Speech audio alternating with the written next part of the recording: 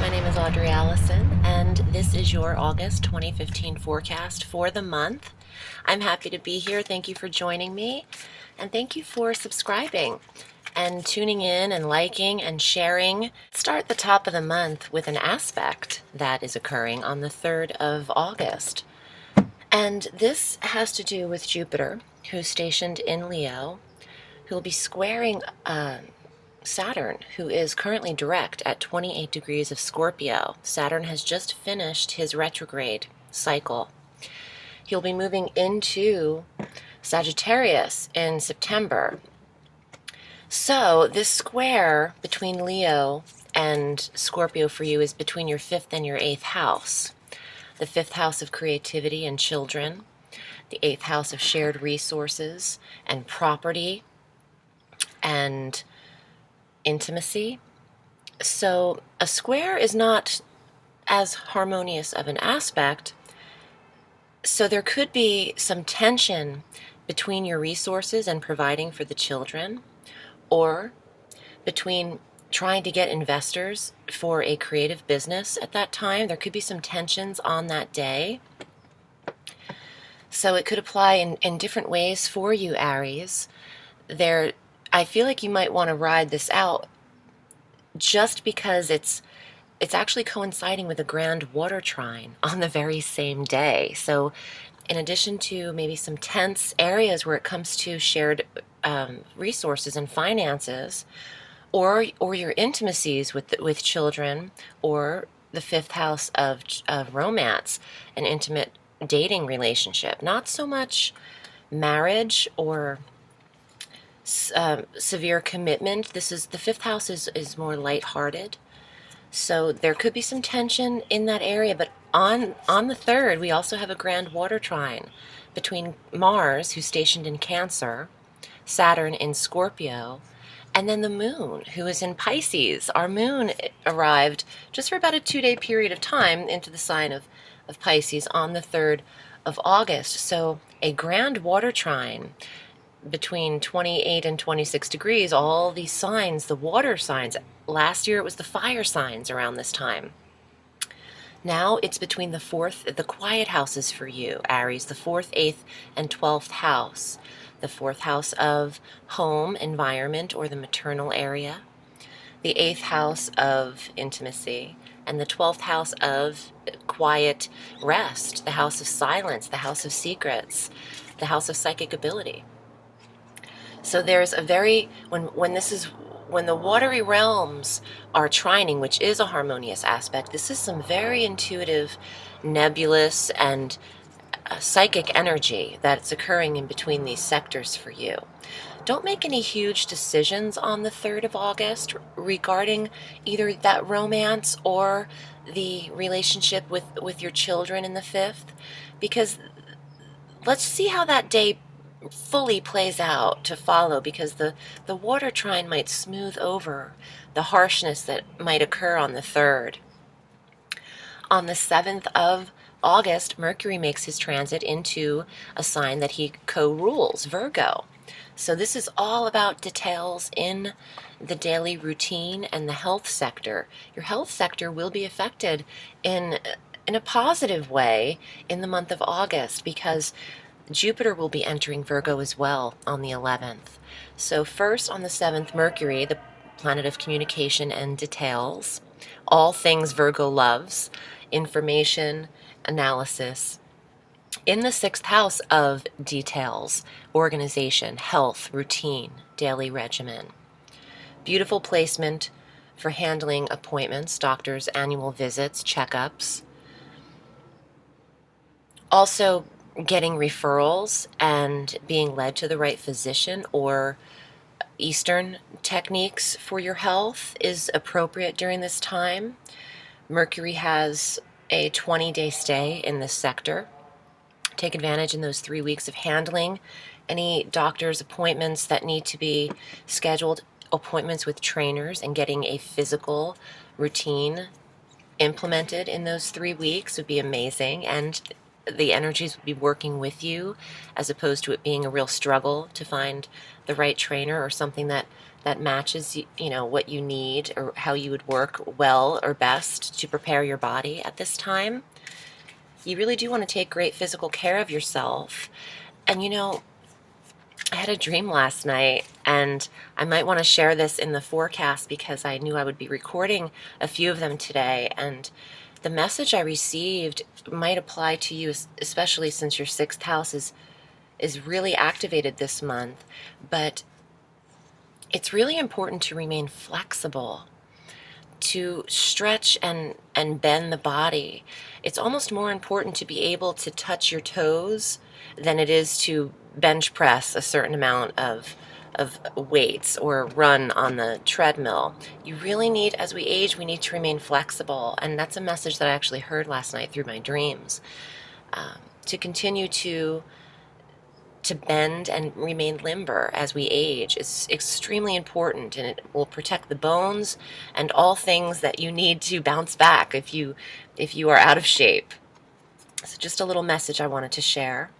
On the 8th, Mars transits out of Cancer into Leo, where he likes being in this fiery realm, into the 5th house of this romance, of this children's sector, the creative sector. Mars will give you a lot of energy to date if you're not dating, because he stimulates the sector that he enters. And the 5th house is about romance and sparking up some new feelings, perhaps. For those of you who are trying to get pregnant and can actually conceive, Mars in your 5th house of children could, I mean, a lot of you are having little boys come into the mix. Mars is representative of the male. And also it would be a great time to start trying from the 8th until mid-September. On the 11th of August, Jupiter makes his annual transit out of Leo into Virgo. So this is the 6th house again, where he'll be conjunct Mercury when he arrives. Jupiter is expanding this sector. Now, it's really your health and your daily routine will be expanded throughout this year, the year and 1 month that he'll remain in Virgo. Also, you need to watch your weight, because in 2 houses, Jupiter will expand the body. That's the 1st house or the 6th house. So you might want to double up on that cardio a little bit, because, you know, having Jupiter just leave my personal natal 1st house, I did put on weight when he was there. It easily drops off though, and it's almost like magic how quickly it drops off, especially if you're working at it. But that's just something to keep in mind. It's not you what you're doing wrong, unless you're eating, you know, 3 pizzas a day, because then it is you. But just watch the weight. But Jupiter will be expanding your knowledge. Jupiter is knowledge and normally rules the solar 9th house in astrology, governed by Sagittarius. In this position, so having that wisdom and adventure in the 6th, you might try new forms of health routines and travel, or incorporate other worldly what's the word I'm looking for? Techniques, I guess, or, you know, incorporating new techniques outside of what you're accustomed to. Maybe there's some form of yoga that you discovered reading about from India, or some kind of technique that feels otherworldly that could be incorporated into the health practices. Now our new moon occurs on the 14th of August, right in the middle at 21 degrees of Leo, in this 5th house of romance. So Mars, the Sun, and Venus is now retrograde in Leo through the 6th of September. So the 5th house for you is really lit up, as well as the 6th. So set your intentions on the 14th. If for those of you looking for new romance, perfect day to do it. Set your intentions in the area of what you would be most compatible for you. What do you most desire out of a mate? The 5th house is the house of desire. So write that down, express that, and put it out there. Don't come from a place of lack. See what can manifest by just creating the things that you truly deserve, listing the things that you deserve. On the 23rd, the Sun enters Virgo, where he meets up with Jupiter and Mercury. So we have a lot of conjunct personal planets in the 5th and 6th house for you, Aries.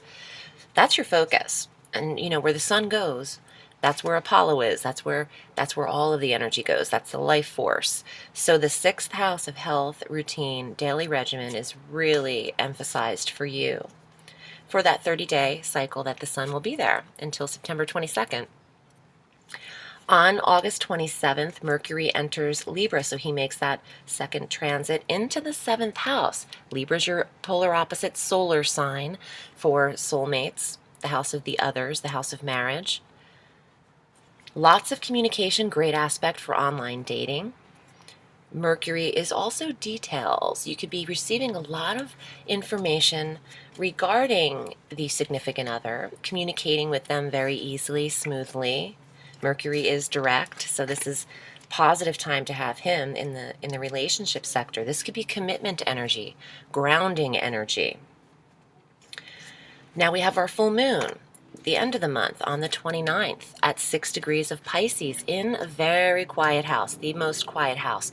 I love a full moon in the 12th house. It brings a full, complete cyclical ending before the full moon occurs in your sign next month. So it's the house of rest. It's the house of psychic ability. And the full moon brings closure and a silent awareness. So this is a great time for dream state, dream information. I'm excited about this deck that I'm shuffling because I just got back from my annual trip to New Orleans in the French Quarter, where I accumulated more decks that needed to come home with me. I'm using the Morgan Greer Tarot, and I've been blessing the cards throughout the last few days I've gotten back, and this one just jumped out at me with all of these stars. I can't wait to see what the cards have to say for you, Aries, for the month of August. I also would like to say I am doing another live radio show for Goddess Alive Radio, and I will be taking callers on August 9th. So if you're interested, you can find information on my Facebook page, Audrey Alison, Astrology and Tarot, and you can hear me live on the radio taking callers, but also discussing some important issues. And if you'd like to book with me, I'm at audreyallison.com, where you can choose your PayPal reading length, and I will email you back in a couple of days. Sometimes it's sooner than later. Sometimes it's immediately that day. Sometimes I wait a day or two because I'm in readings. But I'll get back to you. I won't forget about you. Okay, let's see what's up with Aries for August. I'm really feeling these cards right now, and I can't wait to see what's going on. Okay. First card. Beautiful. 4 of Swords. Look at the artwork. I love how it goes right to the edge. Okay, the 4 of Swords, rest. The 12th house, where your full moon is, recuperation. Let's see what other cards come up. Oh, this is so pretty, and I'm so excited because I get to see these cards for the first time. 10 of Cups, communication, relationship. 7th house, commitment, marriage. See how they're intertwined? Wow, what beautiful artwork. This deck was actually, who created this? I'm sorry I didn't know in advance. Bill Greer. Oh, it makes sense. Morgan Greer. Bill Greer. Fabulous illustrations on these cards. Okay, relationship, commitment. The 6 of Wands. I'm fascinated by this. Achievement, honors, getting recognition and getting accolades, possibly reward for what you've accomplished. And the Knight of Pentacles, the protector of your own health and wealth, the 6th house. So, apropos that you need recuperative rest, really, towards the end of the month, that full moon in the 12th house is really about going internal. See how this knight is laying down and he's just allowing the information. The swords, information. The swords are the air, the messages, the words, the information that come to you. So in order to receive them, you need to rest. What you're gaining information about, I think, is this 5th and 7th house of your romance, Aries. Perhaps you need to contemplate on what is really best for you. Allow the water trine to smooth over some of the emotions also affecting your 12th house of rest. And the third could be a very magical day, but also, don't judge your emotions too much on that day. Because of the square and the trine, there's a lot going on. But your goal, your success, I think you're having some success in the 6th house of health, perhaps weight loss, routine, sticking to commitments, sticking to your personal commitments, and feeling accomplished regarding them, and protecting your health and wealth. This feels like a month where you hone in and you're not too active, you're not pushing outward. You have one fire card, which is the 6 of Wands, but this is really about receiving what it is you're due, and completing something and feeling good about that. Well, Aries, thanks for joining me. I wish you a beautiful month and a beautiful, healthy month as well. And Jupiter will be really healing those of you who have been ailing. Jupiter in the 6th is really about faith and optimism and having the belief and positivity that you can either lose weight or whatever the goal is for you. Eat better, select more whole foods for the body, whatever the regimen will be for you. But you'll have success with Jupiter there. He insists upon it. He's very jovial, and he makes things less of a task. So you'll enjoy, Jupiter's happy. Jupiter's happiness. You'll enjoy the task at hand, but it's not really, sometimes when we go to the gym, we're like pulling our feet there. But this feels and there's an enthusiasm. You'll be enthusiastic about this. Okay, Aries, I wish you a beautiful day and a beautiful August. I will see you soon. Okay, bye.